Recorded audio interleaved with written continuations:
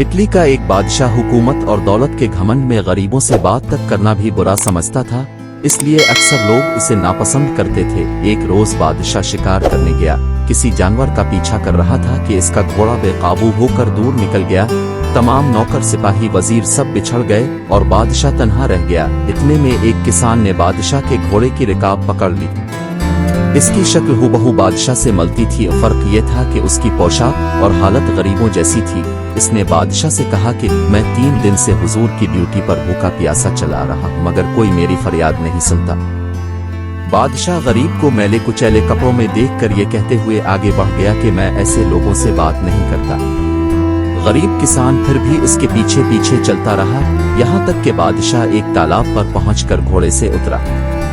उसने ताज और कपड़े उतार कर एक तरफ रखे और नहाने के लिए तालाब में उतर गया। जब बादशाह तालाब में आकर चुका तो गरीब किसान ने बादशाह के कपड़े पहनकर ताज सर पर रख लिया। बादशाह के घोड़े पर सवार होकर रफू चक्कर हो गया।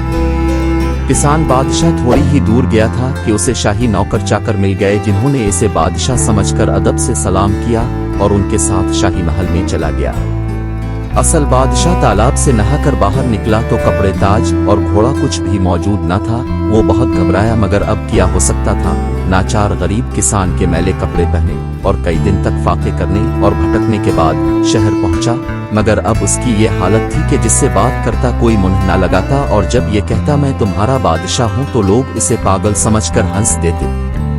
2-3 हफ्ते इसी तरह गुजर गए। जब इस पागल का किस्सा बादशाह की मां ने सुना तो उसे बलवा कर उसके सीने पर तुल का निशान देखा, फिर जिससे इसकी सच्चाई की तस्दीक हो गई। किसान ने असली बादशाह की ये हालत देखकर कहा, क्या तुम वही शख्स हो जो दौलत और हुकूमत के घमंड में गरीबों की फरियाद नहीं सुनते थे? इसी की सजा देने के लिए मैंने ये सब किया था।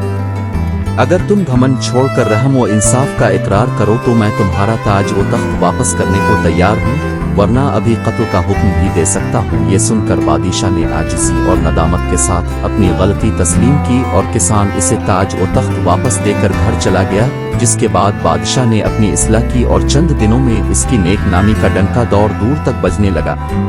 दोस्तों, अगर आपको वीडियो अच्छी लगी है तो लाइक और सब्सक्राइब कर दो और बेल आइकन के बटन को प्रेस कर दो ताकि हर आने वाली वीडियो आपको मिल सके। तो मिलते हैं नाजरीन अगली वीडियो में, तब तक के लिए अपना ख्याल रखें। सब दोस्तों को मेरी तरफ से अल्लाह हाफिज।